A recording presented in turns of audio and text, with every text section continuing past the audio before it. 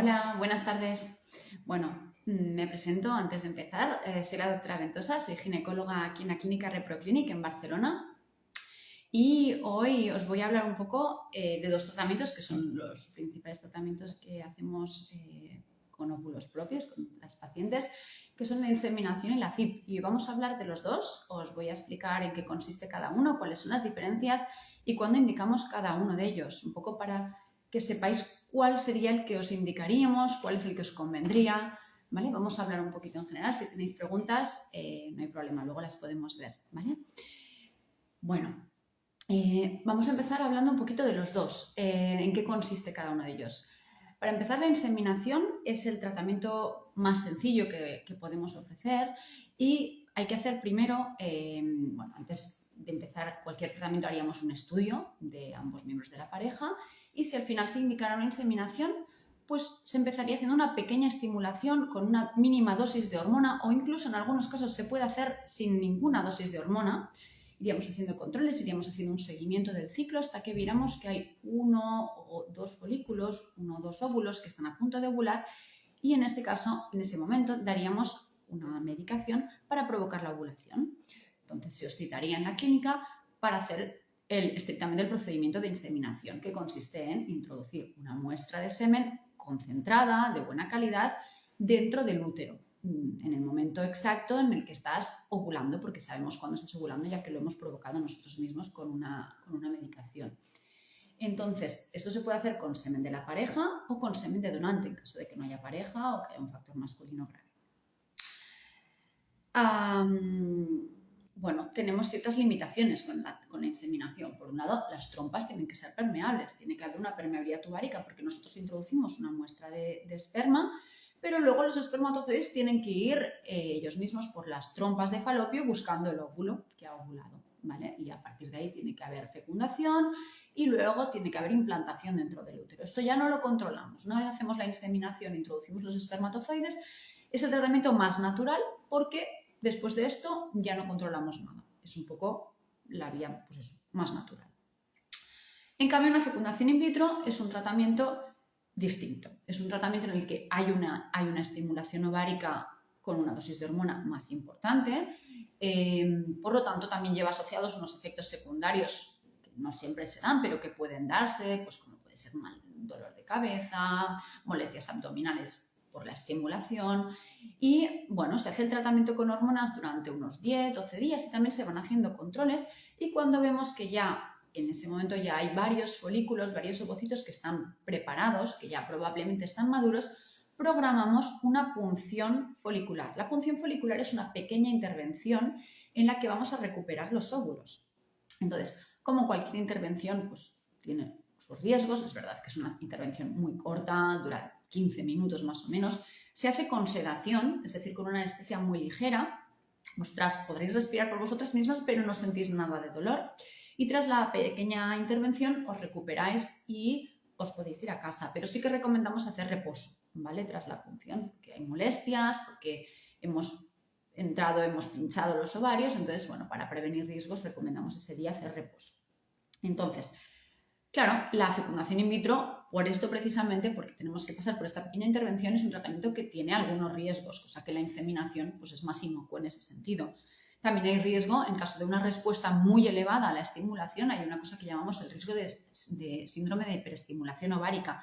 En ese caso, lo podemos prevenir evitando el embarazo, evitando la transferencia o con ciertas medicaciones. Si llegara el caso, ahí vuestro médico o nosotros os asesoraríamos de cómo prevenirlo, ¿vale? ¿Qué vamos a hacer? Una vez hemos recuperado los óvulos, en el laboratorio vamos a hacer la fecundación de cada óvulo con un espermatozoide, ya sea de la pareja o de un donante, ¿vale? Y vamos a crear los embriones. Se introducen los embriones dentro de un incubador y se espera 5 días. 5 días para ver la evolución de estos embriones. Tras 5 días, los embriones se llaman blastos. Son embriones que, al tener ya 5 días de vida, tienen un potencial de implantación mucho mejor que si esperamos menos. Antes se hacía la transferencia en día 2, día 3, porque los medios y las incubadoras que teníamos eran distintas, eran menos potentes, pero hoy en día llegar a día 5 nos da mucho mejor tasa de embarazo, porque son embriones con un potencial de implantación mucho más alto, más desarrollados, de mejor calidad, ¿vale? Entonces, 5 días después de la punción se haría la transferencia de un embrión.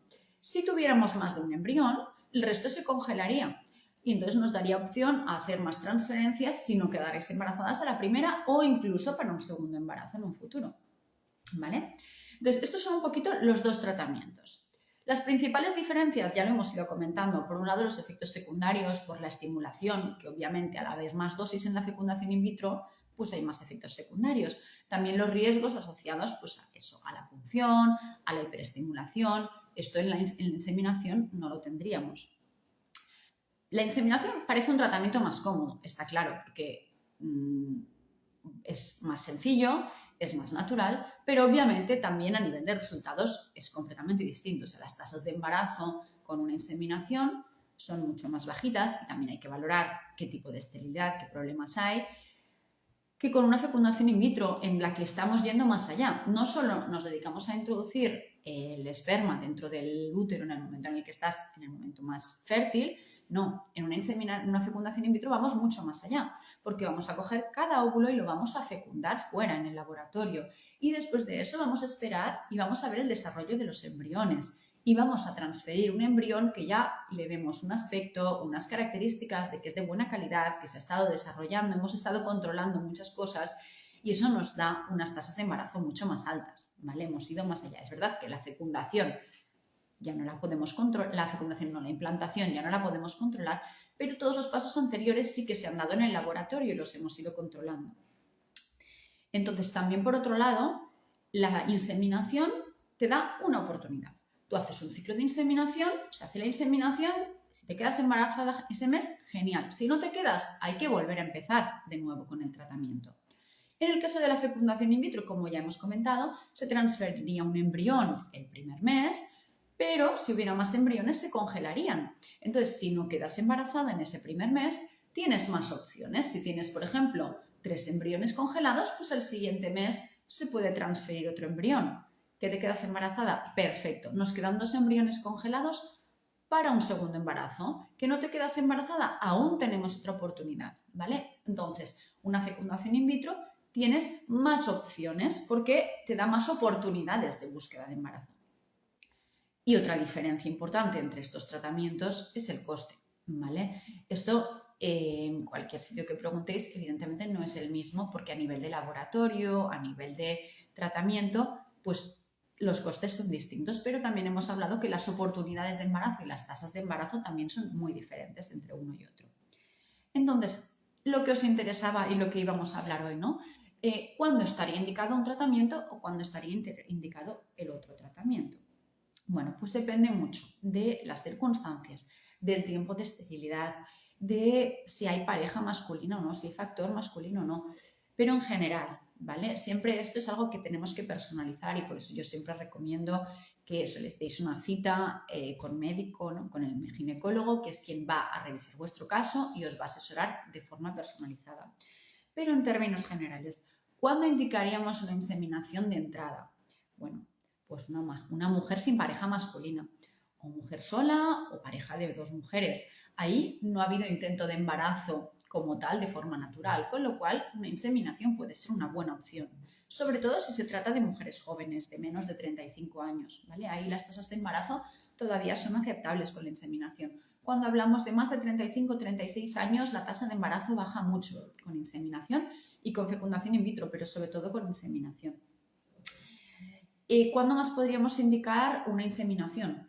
Pues en una pareja heterosexual, pero con una esterilidad de corta evolución, ¿vale? Siempre que haya menos de un año de esterilidad o que hablemos de parejas que, bueno, a veces vemos el caso, ¿no? De que viven en sitios distintos y a veces, pues, es verdad que las oportunidades de que quedes embarazada, pues, son más bajas porque si te ves una vez al mes y no coincide con la ovulación, pues ese mes ya no hay oportunidad de embarazo. Bueno, pues en esos casos sí que podríamos proponer una inseminación, porque realmente es una esterilidad, pero de poco tiempo de evolución. Y también cuando existen en la mujer problemas de ovulación, mujeres que realmente no ovulan porque tienen un síndrome de ovario poliquístico o tienen ciclos muy irregulares y realmente no saben cuándo están ovulando. En ese caso, pues podemos, porque con la inseminación podríamos llegar a controlar el ciclo. Nosotros vamos a dar una pequeña estimulación con una mínima dosis de hormona y entonces vamos a estar controlando esa evolución, en qué momento ovulas, y vamos a desencadenar nosotros de forma artificial, con medicación, la ovulación. En esos casos, pues también estaría indicado porque realmente esa paciente igual está buscando embarazo en casa con su pareja, pero realmente no está ovulando, con lo cual realmente no hay una esterilidad, simplemente es que no hay oportunidad de embarazo, ¿vale?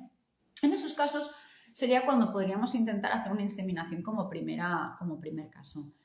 Pero realmente el tratamiento que va a dar en general a la mayor parte de parejas más tasa de embarazo va a ser la fecundación in vitro, porque como ya os he dicho es el tratamiento en el que vamos a intervenir en más pasos del proceso de embarazo, ¿vale? Vamos a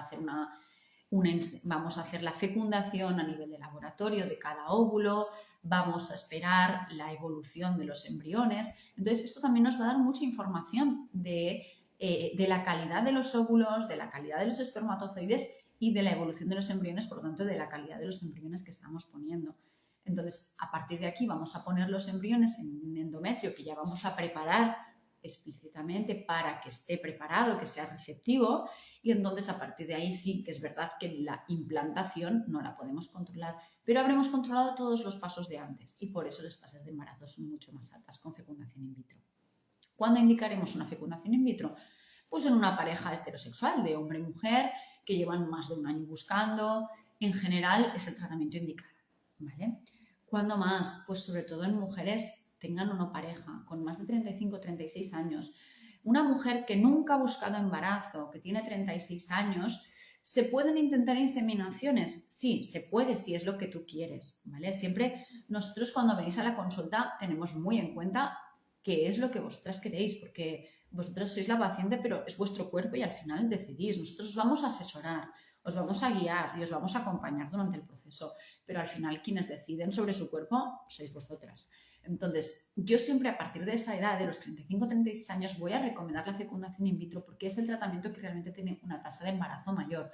Con una inseminación, la tasa de embarazo va a ser mucho más baja, pero si realmente no hay una historia detrás de esterilidad, se podría intentar como primera opción la inseminación, ¿vale? ¿Cuándo más? Bueno, en casos de que por alguna alteración, pues ya sea a nivel de cariotipo, enfermedad en la familia, simplemente por abortos previos, en casos en los que nos interesa analizar los embriones, tendremos que hacer una fecundación in vitro directamente. Con la fecundación in vitro, como creamos los embriones en el laboratorio, tenemos la opción de hacer el test, el DGP, el test de diagnóstico preimplantacional. Este test consiste en hacer una biopsia, coger unas pocas células de los embriones que tenemos ya en día 5, entonces esos embriones se congelarían y analizaríamos los cromosomas, la genética de los embriones. Entonces, en casos de que haya enfermedades genéticas, que haya antecedentes de abortos, que haya alguna alteración en el cariotipo, pues en esos casos tendremos que ir a fecundación in vitro para poder seleccionar qué embriones son cromosómicamente normales y esos son los que vamos a transferir. Los que ya tienen una alteración y por lo tanto sabemos que van a dar lugar a un aborto, esos no los transferiríamos, ¿vale?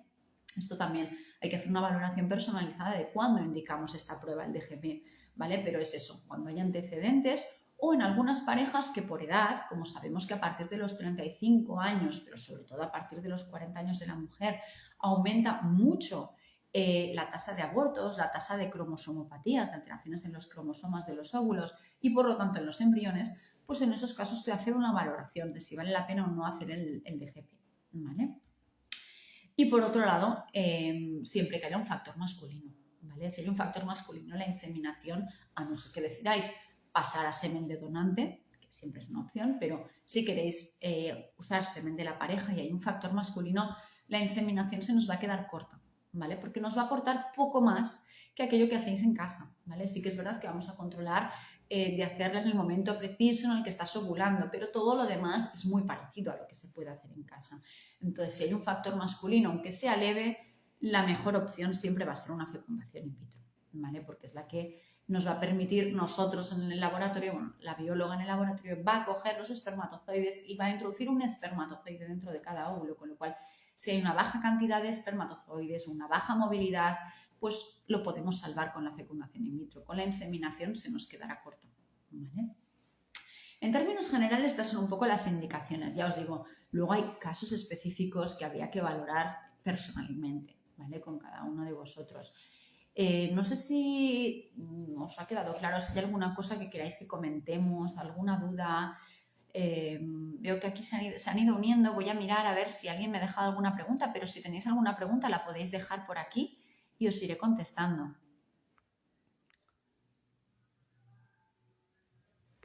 Vale.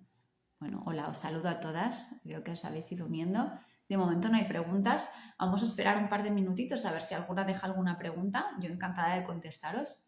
Si no, recordaros que siempre en reproducción asistida lo más importante es la personalización, ¿vale? Porque realmente es un proceso que es muy difícil en algunos casos, tanto emocional como a nivel de tratamiento y resultados, pero sobre todo hay una parte emocional muy importante y entonces nosotros estamos ahí para acompañaros y para guiaros. Por eso yo recomiendo siempre que vengáis, que nos conozcamos y que me expliquéis, pues eso, toda vuestra historia, que a veces lleváis unas mochilas importantes y no solo es un tema físico, que sí, se pide un estudio, que puede ser un estudio sencillo si no hay una historia de esterilidad compleja, pero si hay antecedentes importantes, abortos, otros tratamientos hechos, pues el estudio se amplía con otras pruebas que nos pueden dar más información y nos pueden orientar más, pero sobre todo se trata, pues eso, de personalizar y de acompañar durante el tratamiento, ¿vale? Bueno, no sé si os ha quedado claro todo. Veo que no hay preguntas. Bueno.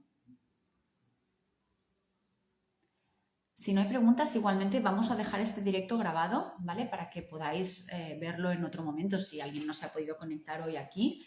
Y en cualquier caso, yo os digo, yo soy la doctora Ventosa, estoy en la clínica ReproClinic en Barcelona. Cualquier consulta que tengáis, encantadísima de hacerlo. Nosotros hacemos visitas online y visitas presenciales. Si estáis aquí en Barcelona, nos encanta veros presencialmente, pero si os es más cómodo online, tampoco hay problema, ¿vale? Últimamente estamos súper a tope desde la pandemia con las visitas online y no nos supone ningún problema. También nos podemos ver a través de la pantalla. ¿Vale? Veo que hay gente que se está uniendo ahora. Os lo vamos a dejar grabado para que lo podáis ver. Hemos hablado un poquito de las diferencias entre la fecundación in vitro y la inseminación, en qué consiste cada uno de los tratamientos y cuándo indicamos uno u otro, ¿vale? Pero se va a quedar grabado para que podáis verlo bueno, más adelante, las que os habéis unido tarde, ¿vale? Y estaba diciendo si había alguna pregunta, pero veo que se está uniendo gente ahora. Ya os digo, os lo dejamos grabado y si hay dudas, bueno, pues cualquier cosa nos contactáis directamente a la clínica y no hay ningún problema en evaluar vuestro caso personalizadamente, ¿vale? Bueno, de momento no hay preguntas, así que me voy a ir despidiendo. Muchísimas gracias a todas las que os habéis ido conectando. Espero que nos podamos ver, que si tenéis dudas las podamos resolver y que os haya sido de ayuda, que os haya ayudado un poco a aclarar un poco las dudas que tuvierais de en qué consiste un tratamiento, en qué consiste el otro y para qué nos sirve uno u otro y en qué casos indicamos uno u otro, ¿vale? Muchísimas gracias a las que habéis estado y a las que os unís tarde, lo siento mucho, pero bueno, os lo dejamos grabado para que lo podáis ver después, ¿vale? Muchas gracias.